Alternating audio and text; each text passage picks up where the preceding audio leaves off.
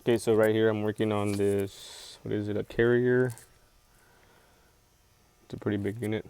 I'm not too familiar with the name of it, but this right here is for the blower. We got the terminals down here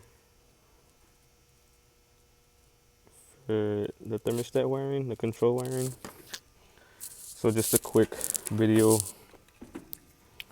on not having to go all the way down there to the thermostat. Right here I can turn on the blower from the R, as you see right here. Yeah, don't touch the ground like I did there. You gotta be careful with this. If from this terminal wire, you gotta be careful when you tap on it not to go to ground. In other words, to metal or to the C wire here, that's ground. The C terminal. So for this one, it was they were saying that it was making some noise, so I'm just gonna go from G, which is for the fan. You can see G there, to R. That way we can listen. And I'm not sure if you can see, but I'll turn on the light here.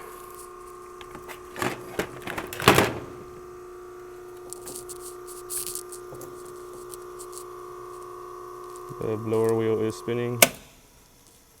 I removed the belt so that I can just hear and see if it runs good without the belt. I'm gonna put the belt back on and see the way it sounds with the belt. Slow it down first.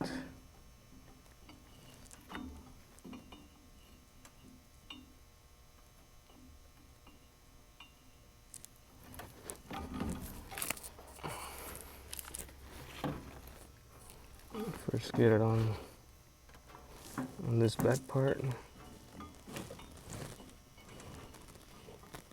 This one here.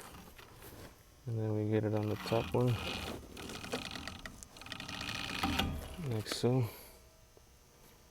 And the belt on.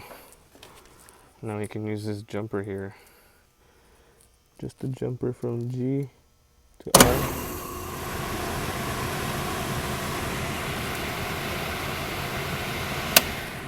So it does appear to be running pretty smoothly. That's just a quick shortcut video on how not to turn on the, have to get down all the way to the thermostat to turn it on, since I'm up here on this pretty high 12-foot ladder. I don't have to go down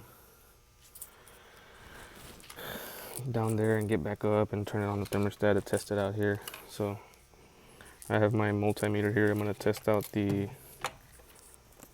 heating now. Let me just put this in here.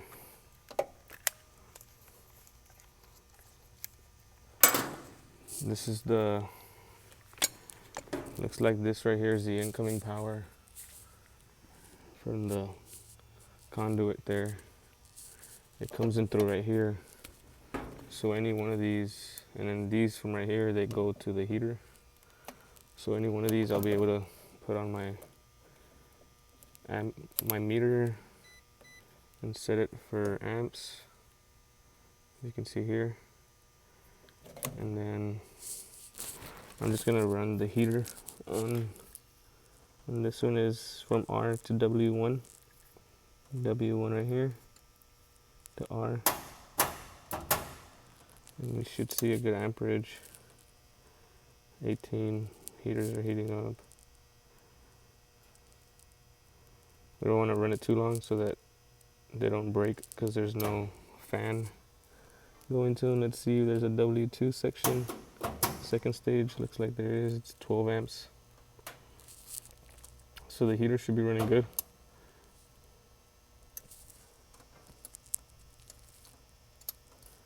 I don't see anything looks like the overload cut it off there.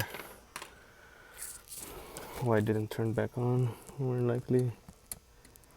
Let's just cool it down and then it should kick back on. Just run the fan. It's the amperage on the fan.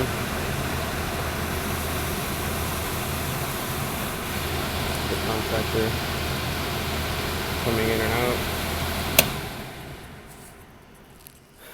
That should have cooled the heaters down, so let's heater number 2, W2. As you can see, it's working now because I cooled it down. There's amperage back to it again.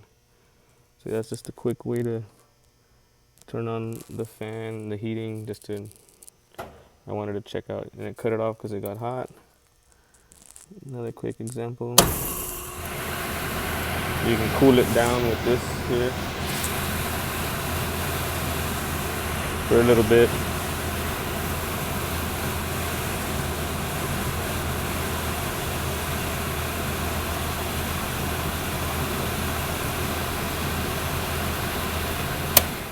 Get some air going through there, and then this same one right here that shut off, W2, should kick back on, and it's back on. You see, it got cut off with the W2 when it overheated. So there's a safety in here, in this box here. This is where the heater section's at, but it should be working good.